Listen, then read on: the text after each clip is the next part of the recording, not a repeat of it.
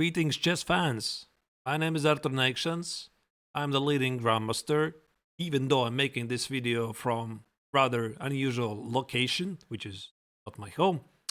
Anyway, in this video, I'm continuing the video series about some of my own best games, because I'm not only 4 times Latvian chess champion, I've played in many international tournaments, chess leagues, and of course, along the way, I have managed to play quite a few exciting games.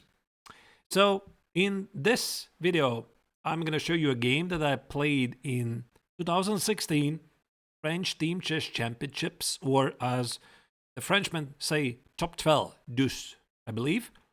A combination of 12 teams, a closed round-robin tournament, and my opponent was Glenn Flear, highly respectable and well-known grandmaster from Great Britain.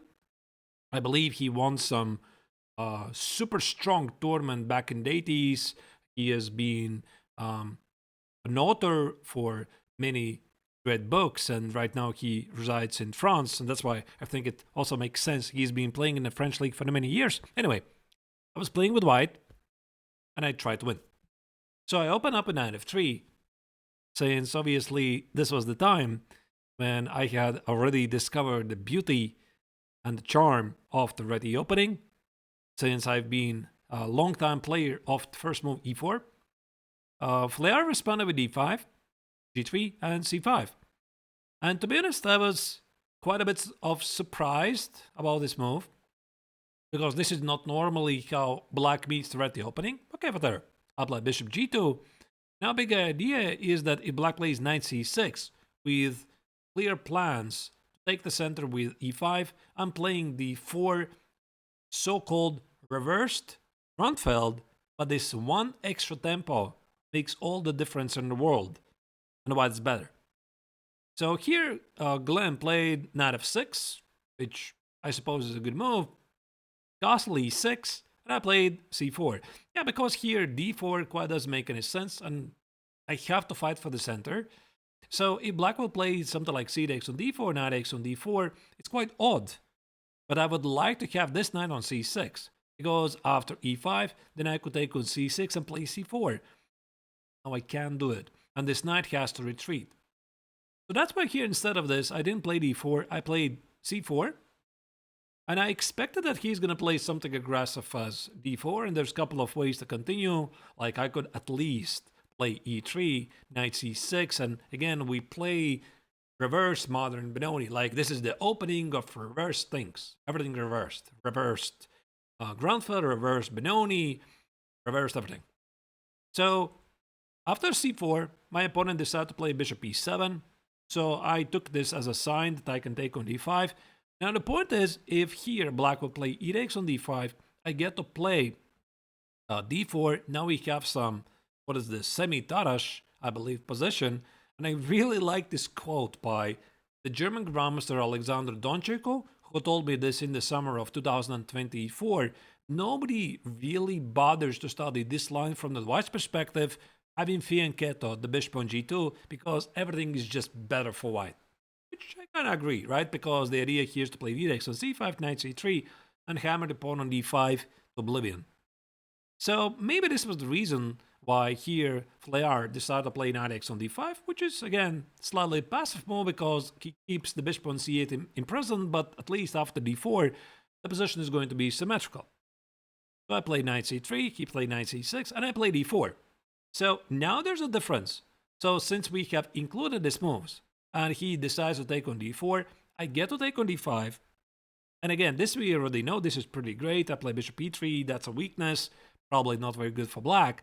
But if he takes with a queen, now this trick is really great. I play knight takes on d4, try to hit the knight on c6, and he couldn't take the knight.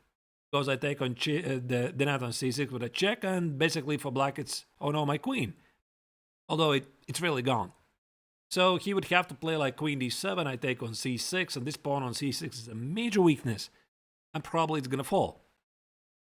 So of course my opponent was much more better than that. He knew that this is not good. He played short castle, I play e4, I grab the center, he took on c3, and b takes on c3. There you go. So even without any opening knowledge, I was pretty sure that my opening has been a success. So I have a strong center, I have healthy development of my pieces, I'm kind of threatening to play d5.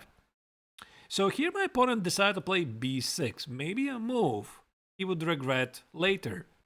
So this is also a big question whenever you're playing some sort of a ground file defense position. So this feels like semi-Tarash, where the ground file would be the dark side bishop standing on g7.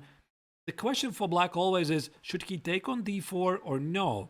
Because if you like take on d4 and play b6, there might be problems with this diagonal. Like, I could play d5, and if you decide to take on d5 and play knight b4, I don't know, maybe there's d6 idea and the rook on a8 somehow is ganging. Maybe there's knight e5 idea and some d6 tricks. Maybe there's idea like knight c6. Anyway, you get the point, right? So he decided, just to be sure, he's not going to include c takes on d4. At least I think so. I mean, I don't really know what was his opinion. At least I think so. So he decided to include b6 before playing c takes on d4. So he thought he can take on d4 later and then play bishop b7. But there's a difference. Now I get to play d5 and there's no more knight b4. So he played knight a5. I play bishop b4. So this is my strength. I have to push it forward. He had to take it. He played bishop d6. I mean, this part makes perfect sense. So I take on d6. He plays queen takes on d6. I'm pretty, again, confident I have some advantage. And black at the same time is trying to establish some sort of blockade against the pawn on d5. Like, he wants to play knight b7, knight d6, bishop d7, and maybe somehow use the pawn advantage he has at the queen side. But there's a problem. I have to move. Now I played this move, queen e3, a move I was really proud of because I stopped bishop a6 from happening. I am improving the knight g5 threat with some mate threats on h7, even though it's probably a bit ridiculous. And also I want to play moves like c4 and maybe knight e2, knight e4 to kick off the queen from the d6 square. Now, if I would ask you, black probably has to somehow react to the knight g5 idea because it feels a bit unpleasant. Like, let's say you play knight b7, I'm going to play knight g5, you play like queen g6, I'm going to take it here, I'm going to play d6. It's just not right. Like, rook b8, this pawn is strong, and like I could play rook d1. And you start to see ghosts, you don't like it? So the question is, how will you react to the knight g5 threat? Do you play g6 or do you play h6? You know what's really funny? Like, I have seen this at any level, up to even a very good grandmaster level. No person can gather the strength to play h6, even though it's objectively the best move. And you know why? Because h6 kind of doesn't make a window for your king, because the queen still protects it. Although the only idea of h6 is to stop knight g5. So it's very interesting. I mean, maybe somebody could make some sort of a case study to find out, at least on a psychological level, why so many players, and I've definitely noticed this, choose in similar positions the move g6 over h6. You know, it's very easy to justify g6 as well, because black kind of confirms that he's correct, because he's going to play bishop f5 with a tempi. Yeah, so it's like check, check, win-win. Like, I stopped knight g5, and I'm going to play bishop f5. But because of this move, black will start to experience problems because of this innocent-looking move g6. So I play rook e1, and now the question is what black should do, because I just want to maybe play knight e5 and maybe knight c4, maybe knight c6, we'll see.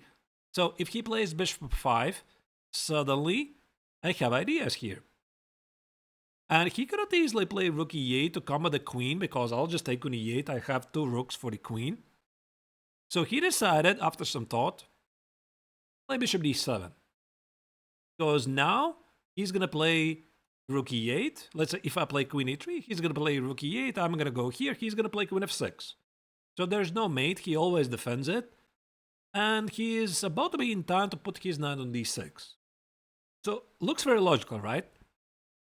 Now what happened is I played knight e2, and suddenly here black realized from his safe opening he has some problems.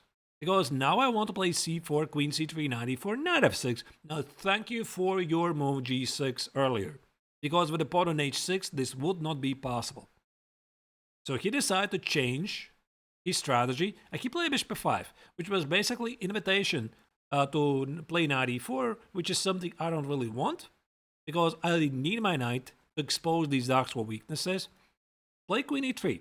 Again, he cannot play rook e8, I'll just take queen e8. So, he played rook d8. I play h3, I'm threatening to play g4, knight e4, c4, queen c3, knight f6, and I can easily imagine he was a bit afraid to play h5, because I really know how it feels to be in this moment. You start to see all kinds of ghosts. Like, you start to see ideas like, what if there's g4? Like, takes here. What if there's some queen g5 and knight e4 and knight f6 and something? And what if there's something, you know? So it's very easy to convince yourself that h5 is a bad move because maybe after g4 you're just dead lost. And of course, you're just weakening the king. So maybe there's just that. Yeah, you're just weakening the king, and that's why it's not very good. So instead, he played queen d7, which is a reasonable idea because he hits the pawn on h3.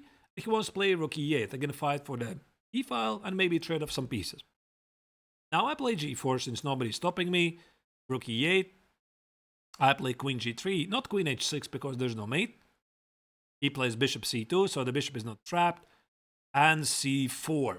So this was my plan all along when I played queen d3.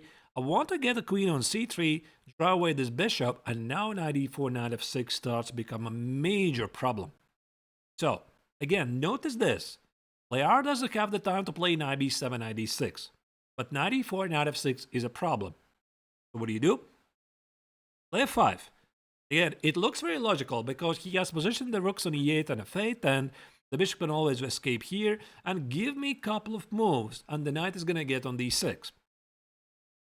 I felt this is the critical moment to change completely the course of the game. So I played d6.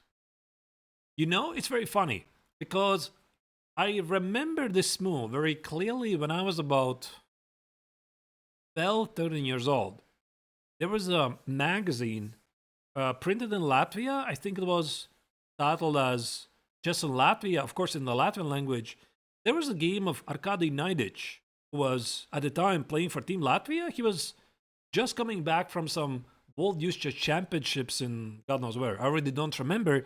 And he won a spectacular game with this move d6. And I very clearly remember when I was like, what was I, like 12, 13 years old, I was reading this article and I couldn't believe, how can you play like d6? I mean, this pawn is it not going to be lost? And somehow this game remained in my memory for a very, very long time, this maneuver. And I didn't really have many opportunities to try it myself in my own game. So when I played this against Flear, I instantly remembered this article. I remembered this game of Neidic. So again, the big idea is to play bishop d5 check, queen c3, and just win the bishop on c2, and black is not in time to win the pawn on d6 or play knight b7. So he played bishop a4. And again, for black, it's like, I just need a couple of moves. I'll be fine. Yeah, I think I've heard it before. So bishop d5 check. Here, Glenn played king h8. You can't really blame here for not playing king g7 because once you see this, so obviously rook f6 and g5, you're losing the rook.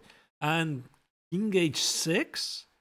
Now show me some sane person who would seriously consider this. Because it's so easy to see moves like g5, king g5, and maybe there's the mate.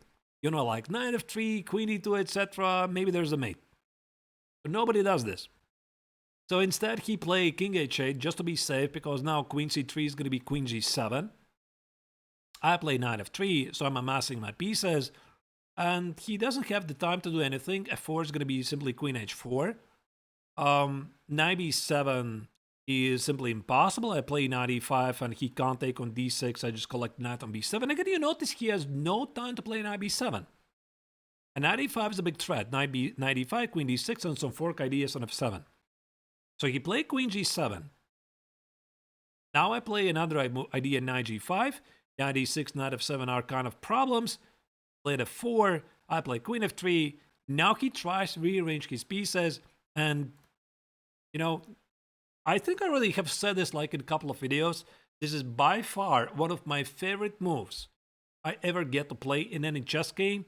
Whenever it involves improving your position with a quiet king move, I'll always do it. So king g2. So actually king g2 is not only because I'm a big fan of these quiet moves, but concretely here, it's a great idea to play rook e8 and either knight f7, knight e6, and black has problems to recapture if not for this check. And what loses. Also another idea is that black wants to play h6 and push back the knight. So that's why I play king g2. Now this is a big idea to take on e8 with either knight e6 or knight f7. This is not a check anymore. And also after h6 I have h4. So suddenly I keep the knight on g5 and rook h1 could be a problem. Like h takes, rook h1 is a problem, and if he goes somewhere here, this is a basic level 1 chess.com puzzle rush puzzle. That's a me. Yeah, so you can't really do it. He played queen f6, he tried to play king g7 and somehow smoke out the knight from g5, but again, he never has the time. Remember what I told you, right? Like these like 1 or 2 moves, and he's gonna be fine. If you are being concrete and you know what you're doing, he never has the time. And now I find a way to finish the game in style. I take on e8, he takes with the bishop. I mean, if he takes with the rook, there's knight f7, knight e6. There's the point. He takes an a1, I take an f8, and still this d-pawn promotes. So nobody's stopping it basically, yeah? So I can play d7 next move, like here, d7, he takes it, I don't take the bishop, I just promote. I walk past it. So that's why here after 96 he played rook f7. Now I play rook e1. Always remember to include all of your pieces in the attack. He plays bishop d7 and there comes g5. So again, he couldn't open up the h file because, I mean, the king is going to walk into a pin. He played queen f5 and I just take on h6. Yeah, it's a free pawn and I'm about to land my knight back on g5. That's it. So after rook f6, knight g5, the game didn't continue for long. Rook f6, rook d6 is knight f7 fork. He went here, a bluff. He has to try to change something. But I simply collected the piece and after f3 took the queen. That's it. He resigned. So I remember, yeah, very clearly that after the game I was very, very happy, obviously, about myself because not very often you get to play against such a good player. And with a quiet, ready opening, I'll play your opponent, come up with a nice idea, and at a critical phase of the game, include a quiet king move, and remember something you have seen in your childhood. Yeah, this game definitely meant a lot to me. Either way, this is one of my best games. If you enjoyed it, please do not forget to press like, and if you're not yet a subscriber of my channel, please subscribe for it because this is gonna allow me to become a full-time content creator, one step closer to the big goal eventually. And thank you for watching. Have a great day.